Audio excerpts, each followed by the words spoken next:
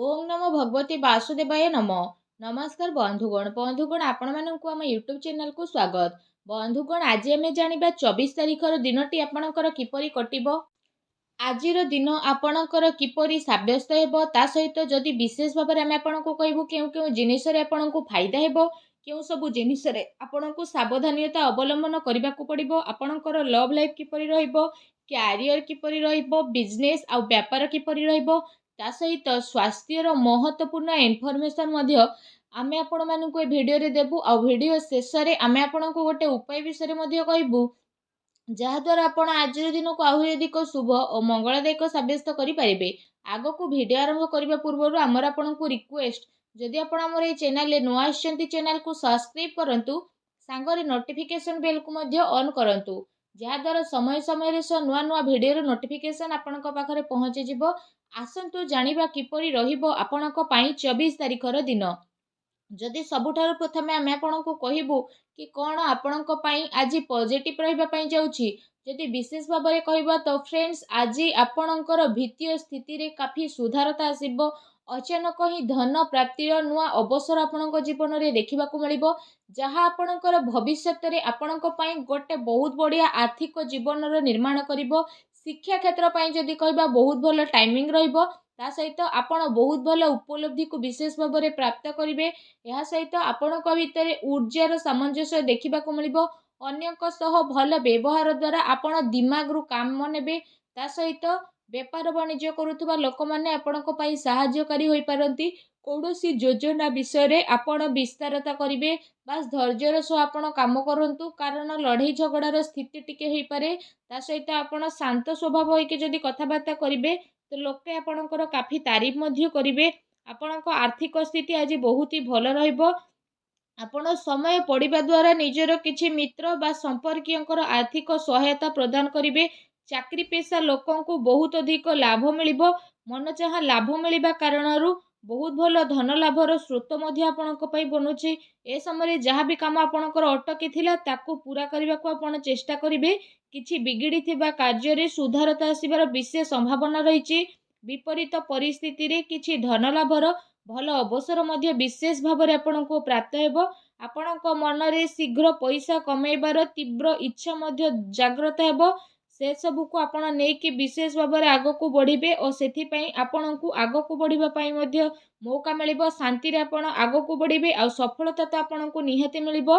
विशेष भाव में जदि कहबा धैर्यर सह आपण परिस्थिति को सामना करिवे तो भल परिणाम प्राप्त हेबो। काम कार्यर गतिविधि रे आजिर दिन आपणक पई बहुत ही भल दिन रहिबा पई जाउछि जोथि पई आपणक मन बहुत ही प्रसन्न रहिबो। आसंतु जानिबा आज आपणक पई कोन नेगेटिव रहिबो। जदि कहबा आपणक आपणकर भाई भौणीकर पूरा सपोर्ट मिलिबो। समाज रे आपणकर एवं आपणक परिवारर मान सम्मान बढ़िबो। ता सहित परिवार जरूरत को ध्यान रे रखिकी आपको कार्य करने को पड़ो जहाँ केते थर आपणक नियंत्रण रे बढ़ी जिवो। ता सहित आपण परिशान मध्य रहिबे। एहा सहित जदि कहबा कौनसी खास सौदा बा बड़ फैसला नेबा ठारू दूरी रुहंतु कारण कौनसी फैसला नेबे आउ डिसीजन न मिलिबारु आपणको प्रोब्लेम आसी पारे। दिन सारा केते ना केते रुकावटर स्थिति आपणको आसीबो। जोश रे आसिकी काहाको भी कौनसी बिना मांगी परामर्श दियंतु नहीं। कठिन परिश्रम द्वारा सबु कार्य आपणकर पूर्ण हेबो। ता सहित आवश्यक खर्च करबा ठारो आर्थिक स्थिति आपणकर महत्वपूर्ण होई पारे।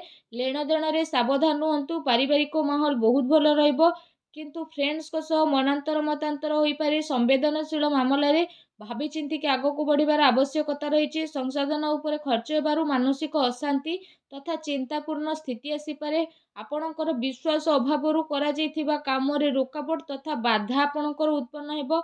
व्यवसायिक दृष्टि जदि कहबा समय आपणक पई सामान्यदायक रहिबो। कौनसी नुआ कार्य योजना को विस्तारता देबा आपणक प्रोब्लेम रो कारण मध्य बनी पारे। कौनसी चिंता बा मतभेद आपणको चिड़चिड़ा मध्य विशेष भाव में बनई परिबो। आपण आपणक परिचितक उपरे निजर डिसीजन को थोइबा पई चेष्टा करिवे। एहा द्वारा आपण निजे निजे को नुकसान करिवे। शुणा जाइथिबा कथा रे आखि बंद करके आदौ विश्वास करंतु नहीं। सच्चाई को जानिबा पई आपण चेष्टा करंतु। बाणी उपरे नियंत्रण रखंतु अन्यथा कଳି झगड़ा हेबार विशेष संभावना रही। तेणु सावधान रहंतु। आसंतु जानिबा आपणकर लव लाइफ किपरि रहिबो। कौनसी प्रकार यात्रा बा कौनसी प्रकार शॉपिंग इत्यादि को नहीं लड़ाई झगड़ा होई पारे। ଏମିତିରେ ଆପଣଙ୍କୁ ଆପଣଙ୍କର ମଧୁର ସମ୍ପର୍କ ବନେଇ ରଖିବାର ପ୍ରୟାସ କରିବାର ଆବଶ୍ୟକତା ରହିଛି। ଆପଣଙ୍କ ପ୍ରୟାସରେ ସ୍ଥିତି ଅନୁକୂଳ ରହିବ। ଆପଣ ଆପଣଙ୍କର ସମ୍ପର୍କକୁ ନୂଆ ରଚନାତ୍ମକତା ଦେବେ ଓ ତାକୁ ମଜବୁତ ମଧ୍ୟ ବନେଇବେ। ତା ସହିତ ଏ ସମୟରେ ଆପଣ ଜଣେ ଆଉ ଜଣଙ୍କ ପ୍ରତି ଅତ୍ୟଧିକ ଆକର୍ଷଣ ମଧ୍ୟ ଅନୁଭବ କରିବେ। କିନ୍ତୁ ଧ୍ୟାନ ରଖନ୍ତୁ, ମର୍ଯ୍ୟାଦିତ ଆଚରଣ କରିବା ହିଁ ସର୍ବଶ୍ରେଷ୍ଠ ରହିବ। ତା ସହିତ ଯଦି ଆମେ କହିବା ନିଜ ପ୍ରିୟତମଙ୍କୁ ଆପଣ ଏହା ଅନୁଭବ କରିବେ କି ବାସ୍ତବରେ ଏ ସମ୍ପର୍କ ଆପଣଙ୍କ ପାଇଁ କାଫି ମହତ୍ତ୍ୱପୂର୍ଣ୍ଣ ଅଟେ। ଆପଣଙ୍କ ପ୍ରିୟତମ ହିଁ ଆପଣଙ୍କ ପାଇଁ ସବୁ କିଛି ଅଟନ୍ତି। ଏ ଦିନ ଯଦି କହିବା ଆପଣଙ୍କ ପ୍ରେମ ଜୀବନ ଦୃଷ୍ଟିରୁ ଦିନ ବହୁତ ହି ଭଲ ରହିବ। ଏ ଦିନରେ ଆପଣଙ୍କୁ ଅବଶ୍ୟ ହିଁ ଲାଭ ଉଠାଇବାର ଆବଶ୍ୟକତା ରହିଛି। ଆସନ୍ତୁ ଜାଣିବା ଆଜି ଆପଣଙ୍କର ବ୍ୟବସାୟ କ୍ୟାରିୟର କିପରି ରହିବ। ବ୍ୟାପାର ଧନ୍ଦା ଆପଣଙ୍କର ବହୁତ ଭଲ ଚାଲିବ। କାର୍ଯ୍ୟ କ୍ଷେତ୍ରରେ ଆପଣଙ୍କୁ ସଫଳତା ମିଳିବ। କାର୍ଯ୍ୟଭାରର କିନ୍ତୁ ଅଧିକତା ରହିବ, ଯେଉଁଥିପାଇଁ ଆଗକୁ ଚାଲିକି ଆପଣଙ୍କୁ ଅଧିକ ପରିଶ୍ରମ କରିବା ପାଇଁ ପଡ଼ିବ। କିନ୍ତୁ ପୁରା ଦିନ ଦୌଡ଼ାଦୌଡ଼ିରେ କଟିବ। କାମ କାର୍ଯ୍ୟ ସିଲସିଲାରେ ଆପଣଙ୍କୁ କୌଣସି ଛୋଟ ଯାତ୍ରାରେ ଯିବାକୁ ପଡ଼ିପାରେ, ଯାହା ଆଗକୁ ଯାଇ ଆପଣଙ୍କ ପାଇଁ କାଫି ଲାଭଦାୟକ ସିଦ୍ଧ ହେବ। ତା ସହିତ ଧନ ପ୍ରାପ୍ତିର ଅନେକ ଅବସର ମଧ୍ୟ ଆପଣଙ୍କୁ ମିଳିବ, ଯାହା ପାଇଁ ଆପଣଙ୍କ ମନ ବହୁତ ହି ପ୍ରସନ୍ନ ରହିବ। ଏହା ସହିତ ମେଡ଼ିକାଲ ସହିତ ଜଡ଼ିତ ଛାତ୍ରଙ୍କ ପାଇଁ ବିଶେଷ ଭାବରେ ଦିନ ବହୁତ ହି ଭଲ ରହିବାକୁ ଯାଉଛି। ଚାକିରି ପେଶା ବ୍ୟକ୍ତିବିଶେଷଙ୍କ ପାଇଁ ଆଜିର ଦିନ କାଫି ମିଲାଜୁଲା ରହିବ। ଏହା ସହିତ ଆଜି ଆପଣଙ୍କୁ ନିଜର ବ୍ୟବସାୟକୁ ନେଇକି କୌଣସି ଯାତ୍ରା ମଧ୍ୟ ହୋଇପାରେ, ଯାହାର ଆପଣଙ୍କୁ ସକାରାତ୍ମକ ପରିଣାମ ପ୍ରାପ୍ତ ହେବ। ବ୍ୟବସାୟିକ ଦୃଷ୍ଟିରୁ ଆଜିର ସ୍ଥିତି ଆପଣଙ୍କ ପାଇଁ କାଫି ଅନୁକୂଳ ଭରା ରହିବ। ଆଉ ଏ ସମୟରେ କିଛି ଭଲ ଲାଭ ମଧ୍ୟ ଆପଣଙ୍କୁ ପ୍ରାପ୍ତ ହୋଇପାରେ, ଯାହାର ଆପଣ ଲମ୍ବା ଟାଇମରୁ ଅପେକ୍ଷା କରିକି ରହିଥିଲେ। ଆସନ୍ତୁ ଜାଣିବା ଆଜି ଆପଣଙ୍କର ସ୍ୱାସ୍ଥ୍ୟ କିପରି ରହିବ। ଆଜି ଆପଣଙ୍କୁ ଆପଣଙ୍କ ସ୍ୱାସ୍ଥ୍ୟକୁ ନେଇ ବିଲକୁଲ ବି ଚିନ୍ତିତ ହେବାର କୌଣସି ବି ଆବଶ୍ୟକତା ନାହିଁ। ଆଜି ଆପଣଙ୍କ ସ୍ୱାସ୍ଥ୍ୟ ଆପଣଙ୍କୁ ଭରପୁର ସାଥ ଦେବ। ନିଜ ସ୍ୱାସ୍ଥ୍ୟ ଦୃଷ୍ଟିରୁ ଆପଣ ମହତ୍ତ୍ୱପୂର୍ଣ୍ଣ ସାଥ ପାଇବେ। ନିଜେ ନିଜକୁ ଊର୍ଜାବାନ ଆଉ ବିଲକୁଲ ଚିନ୍ତାମୁକ୍ତ ବୋଲି ମଧ୍ୟ ଅନୁଭବ କରିବେ, ଯାହାଦ୍ୱାରା ଆପଣଙ୍କ ମନ ବହୁତ ହି ପ୍ରସନ୍ନ ରହିବ। ତା ସହିତ ସ୍ୱାସ୍ଥ୍ୟକୁ ଆହୁରି ଅଧିକ ଭଲ ରଖିବା ପାଇଁ ଆପଣ ପ୍ରତ୍ୟେକ ଦିନ ଯୋଗ କରନ୍ତୁ, ବ୍ୟାୟାମ କରନ୍ତୁ ଏବଂ ସୁସ୍ଥ ରୁହନ୍ତୁ। ଆସନ୍ତୁ ଜାଣିବା ଆଜି ଆପଣଙ୍କ ପାଇଁ କ'ଣ ବିଶେଷ ଉପାୟ ରହିଛି। ଆଜି ଆପଣ ସ୍ନାନ ଆଦି ବିଶେଷ ଭାବରେ କରିସାରିବା ପରେ ଅଶ୍ୱତ୍ଥ ବୃକ୍ଷ ମୂଳରେ ବିଶେଷ ଭାବରେ ସୂତାକୁ ଗୁଡ଼ାନ୍ତୁ। 7 ଥର ସୂତାକୁ ଗୁଡ଼େଇ ପରିକ୍ରମା କରନ୍ତୁ। ତା ସହିତ ଅଶ୍ୱତ୍ଥ ବୃକ୍ଷର ପୂଜା କରନ୍ତୁ। ଏହା ସହିତ ଓଂ ସଂ ଶନିଶ୍ଚରାୟ ନମଃ ଏ ମନ୍ତ୍ରର ମଧ୍ୟ 108 ଥର ଜପ କରନ୍ତୁ। ବହୁତ ହି ସଚ୍ଚା ମନରେ ଶ୍ରଦ୍ଧା ଭାବରେ ଜପ କରନ୍ତୁ। ଏପରି କରିବା ଦ୍ୱାରା ଭଗବାନ ଶନିଦେବ ବହୁତ ଶୀଘ୍ର ପ୍ରସନ୍ନ ହୋଇଯିବେ, ଆଉ ଆପଣଙ୍କର ସବୁ କଷ୍ଟକୁ ମଧ୍ୟ ଦୂର କରିବେ। ଆଉ ଆପଣଙ୍କ ଜୀବନରେ ଯାହା ବି ପ୍ରୋବ୍ଲେମ୍ ଚାଲୁଥିଲା ସବୁ ପ୍ରୋବ୍ଲେମକୁ ଶେଷ କରିବେ।